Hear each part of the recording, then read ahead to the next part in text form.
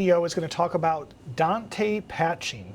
So we've talked in some of the SQ videos that Dante is a second level of patching behind what's going on inside one of this Allen and Heath SQ switchers or any other switcher. You have to tell it what comes in and out of Dante through something called Dante controller.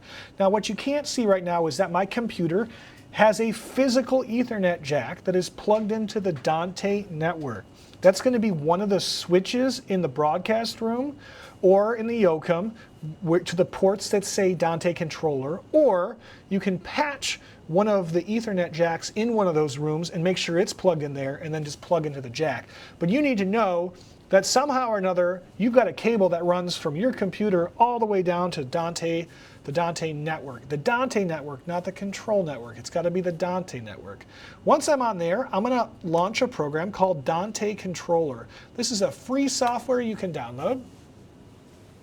And here we're going to open up Dante Controller, and it is going to go out through that Ethernet jack, and it's going to find all the stuff on the Dante network and let me see it.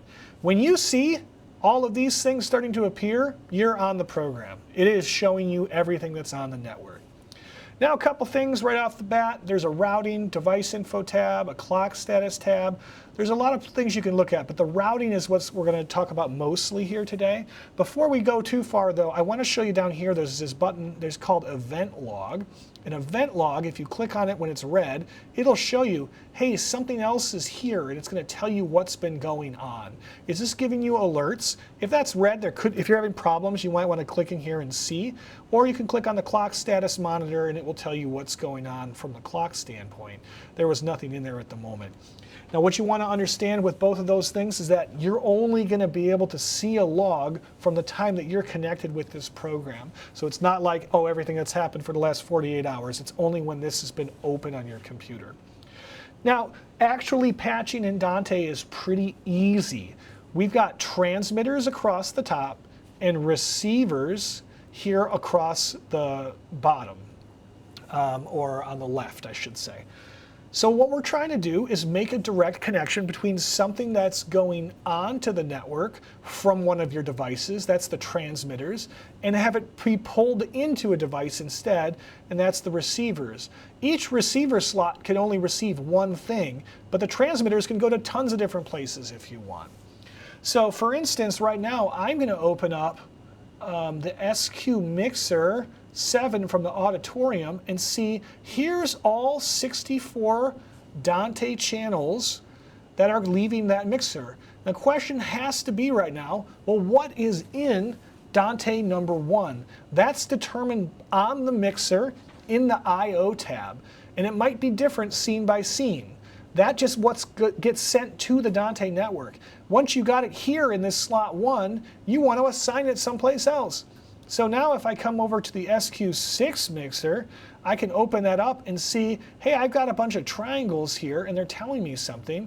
Right now this is telling me, hey, normally this is subscribed to, I can't bring my cursor over, but you can see it says SQ6 broadcast mixer, and then it said Dante stage box or DT168 stage box.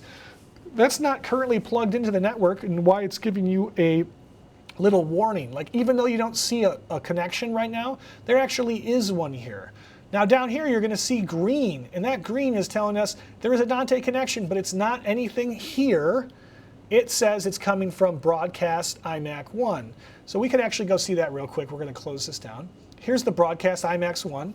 It's all done by name. And here's 17. So it's taking probe presenter left and putting it into channel 17 of the broadcast mixer, the SQ6. Once it goes there, all that it does is take it to a card. It doesn't really assign where it goes in the mixer. So now you got to go into the mixer and say, hey, grab from my I/O card, from my Dante card, take number 17, and I want to load it into a channel on the board. And that channel might be channel 17, but it could be channel 1. It doesn't matter. You're just making a connection, and once it's there, it's there. But in order to make that signal, all that we have to do is click this box. So I just unassigned it, and now I'm going to assign it again. It just takes a second, and boom, you've routed a signal that makes it from the broadcast iMac all the way to channel 17 on the other board. Now you can see right here, there is a little demonstration even in the collapsed view up here of what channels are coming from what. And you can see channel number 29 is coming from something in this auditorium mixer. Now we can't tell what just by looking at the graphic. If we hover, we can see what it was. But if we open it up, we can scroll and find the channel that's been assigned to number 29. And over there, from the transmitting board, which is what we've got open right now is the SQ7 in the auditorium, whatever's assigned in that board to Dante 53 is coming into this board in number 29. Then in that board, we have to go and assign it to a processing channel. Now, the SQ boards are very powerful because they can take their inputs from all kinds of different things, but there's some other stuff that's a little bit simpler. For instance, one of the things that we have here is this AV auditorium choir, and that is the hanging mics in the auditorium room. There's 2 for the stage and 2 for the house, and some of those are assigned to places. Actually, on the SQ6, I know that there's some of them. And we can see that this is assigned directly to here. And because that's named, there's really no patching that happens inside this device. It just sends the first 2 signals here and the next 2 here.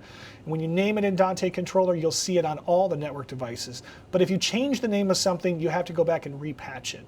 But that comes in over to 19, 20, 21.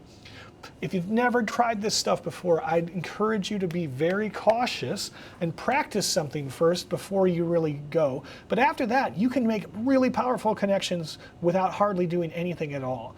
And if you ever see something like this with this orange guy, you might not want to be assigning something else to that channel because all that's going on is that box isn't plugged in right now, so it doesn't see it. But when it does, it's going to be expecting it. When you have a channel that's not used, that's when you can go and assign something else, and you won't have any kind of a problem. Like you can see these 30, 31, and 32, nothing's assigned there. So if you had a different Dante device and you wanted it to come into that spot there, you could go click safely.